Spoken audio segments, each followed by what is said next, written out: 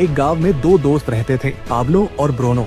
दोनों बहुत बड़े बड़े सपने देखते थे और उस गांव के सबसे अमीर आदमी बनना चाहते थे। उन्हें बस एक मौके की तलाश थी अमीर बनने के लिए, और एक दिन उन्हें वो मौका मिल भी गया। उस गांव को दो लोगों की जरूरत थी जो पास की नदी से पानी भरकर ला सके।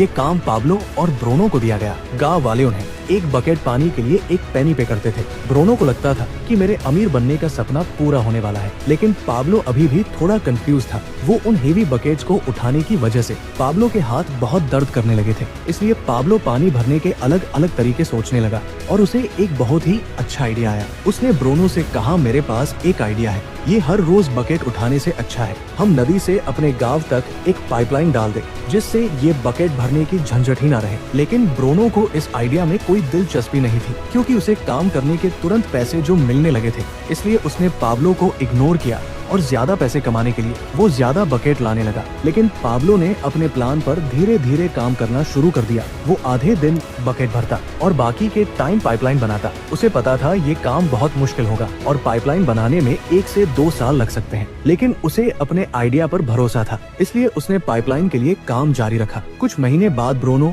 और गाँव वालों ने उस पर हंसना शुरू कर दिया, क्योंकि 1-2 महीने में उसका कुछ खास काम नहीं हुआ था। इसलिए गाँव वाले उसे पाब्लो द पाइपलाइन मैन कहकर उसका मजाक उड़ाते थे। और दूसरी तरफ बकेट भरने वाले ब्रूनो की इनकम डबल हो चुकी थी। वो एक बड़ा घर खरीद चुका था, उसकी लाइफस्टाइल बदल चुकी थी। ब्रूनो जब वीकेंड्स पर मजे करता तब भी पाब्लो पाइपलाइन के लिए खुदाई का काम करता था। और कुछ ही महीने बाद पाब्लो की आधी पाइपलाइन बन चुकी थी, जिसकी वजह से उसे पानी भरने के लिए अब आधे रास्ते तक ही आना पड़ता था। इससे उसका काफी टाइम बचने लगा और वो पाइपलाइन बनाने में ज्यादा टाइम देने लगा। इधर कुछ महीनों बाद ब्रूनो को रियलाइज हुआ कि रोजाना इतनी बकेट उठाने से उसका शरीर अब पूरी तरह से थक चुका था। अब वो पहले जितना पानी नहीं ला सकता था, जिसकी वजह से वो बहुत परेशान रहने लगा। और इस तरह महीने गुजरते गए, पर पाब्लो ने अपनी पाइपलाइन पर काम जारी रखा और देखते ही देखते कुछ ही साल में पाब्लो ने पाइपलाइन कंप्लीट कर ली। अब वो बकेट उठाने की जगह पाइपलाइन से गांव वालों को 24 घंटे 7 दिन फ्रेश पानी देता था, जिससे पाब्लो पहले से बहुत ज्यादा कमाने लगा था। अब सिचुएशन ऐसी हो गई थी कि अगर पाब्लो काम नहीं भी करता,